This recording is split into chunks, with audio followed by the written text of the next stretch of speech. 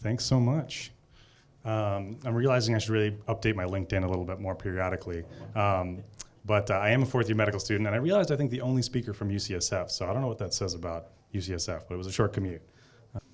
Great, so this is the talk. Okay, so if I could have everybody just imagine for a moment, or maybe remember when you were a third year medical student. The resident has given you a patient for the last 2 weeks to follow, and they've suddenly coded and passed away. You check your phone and you see after the last tuition payment that you're now $350,000 in debt. You get a voicemail from Student Health that tells you it's 6 to 8 weeks until you get the next counselor appointment. This is the reality for far too many physician trainees, and ultimately reduces our well-being.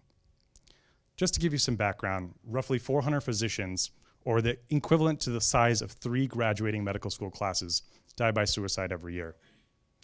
Rates of burnout are upwards of 50 to 60% for both trainees and attending physicians. 1 in 4 medical students are depressed, and 1 in 10 has suicidal ideation, even though they come into medical school with higher quality of life than age-matched controls. Currently, there's really no good effective interventions that have been found for trainee burnout, largely because they're pretty individual focused and not comprehensively designed. All of this leads to worsened patient outcomes, professionalism, and patient errors. From an economic perspective, this is $500,000 to $1 million that we know to replace 1 burned out physician, which if you add it all up, is over $4 billion across the US. To further evaluate the current state of medical student well-being though, we decided at our lab to create what ended up being the largest comprehensive multi-institution survey of medical student well-being. Currently, we have 3,000 medical students from 90 medical schools. And I want to share with you just some of our initial findings. 50% of our respondents are burned out, which really supports a lot of the data that currently exists there. But a step further that we found are certain high-risk groups. So people that identified as female, transgender, or non-gender binary, underrepresented minorities in medicine, such as Black and Hispanic students, students with disability and chronic illnesses, and of course, students with high financial debt were all more likely statistically to be burned out. 1 in 4 students in their 3rd year had considered dropping out of medical school. 1 in 3 admitted to poor coping mechanisms. Interestingly though, when we looked at all our at-risk groups, they all seem to rank the same key stressors for medical student well-being. So clearly, we had a piece of the puzzle here, but not quite the full picture. Traditional medical research would stop here, but luckily, we have human-centered design, which is a problem-solving methodology that goes beyond business viability and technical feasibility, and fundamentally, we start with the user. We can all think of some kind of an intervention that had business viability and technical feasibility, but ultimately didn't succeed. A classic one is the electronic medical record. But if we think further, we can all think of things that had a lot of money and technology behind it, but failed because they fundamentally were not desirable. By starting with the user, we ensure whatever we design actually fits a human need, and we know in that way it'll be successful. So moving beyond, we actually looked at our quantitative responses of our surveys, and we purposefully sampled a group of medical students to learn more about their experiences of well-being. We realized certain topics were coming up over and over again in our interviews, some of which I'll share here. We found there was added burdens of being an underrepresented minority in medicine. We found there were significant barriers to self-care, as I alluded to in my first story. Mentors were burned out for students. There was ineffective mandatory wellness workshops. There was poor access to mental health care. And there was significant financial stress. After coding our interviews, we were able to come up with a list of themes. And from these themes, group them to come up with and to synthesize key insights. I wanted to give you all just a quick example of how we did that for one group. These are some of the themes that came up during our interviews. Not all of medical school is stressful.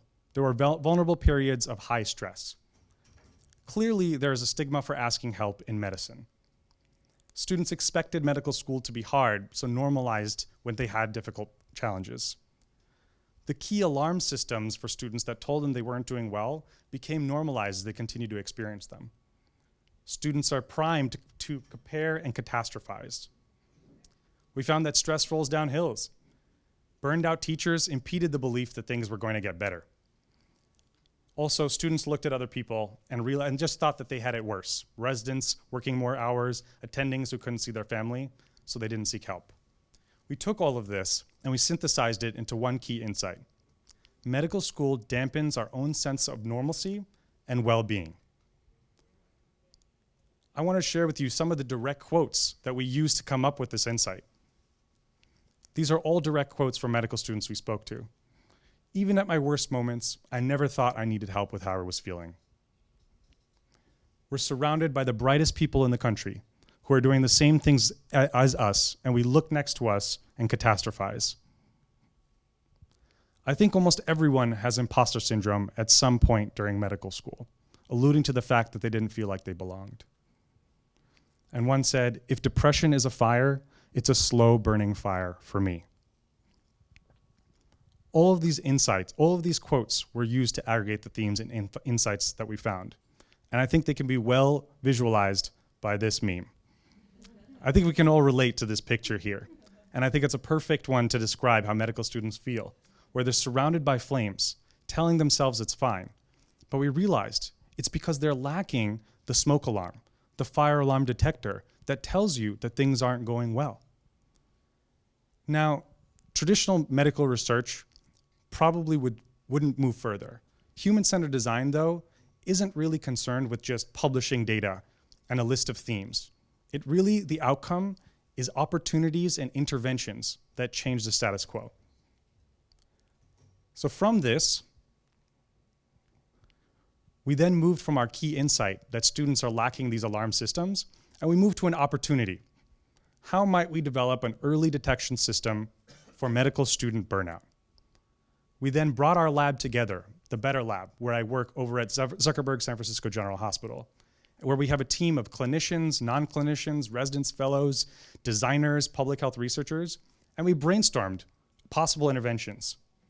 Now, this isn't the most beautiful diagram, but I love it because it well shows each Post-it note represents a unique idea that could be used to solve this opportunity.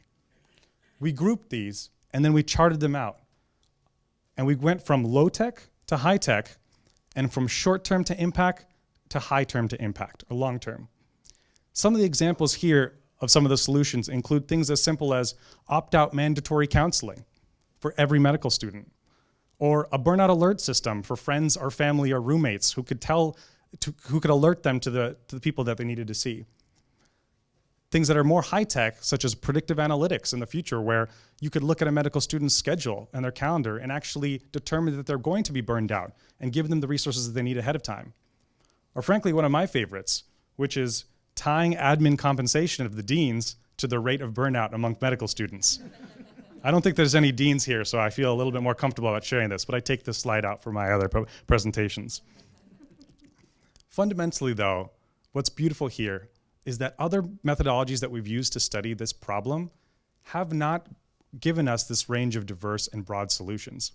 We look forward to actually using these opportunities, these potential interventions, and iterating and prototyping them in a low investment and iterative process. In this way, using human-centered design, we're confident that we can create actionable and testable interventions that will change the needle and move the needle on medical student and trainee burnout. Thank you so much. Thanks, Nikhil. Great job.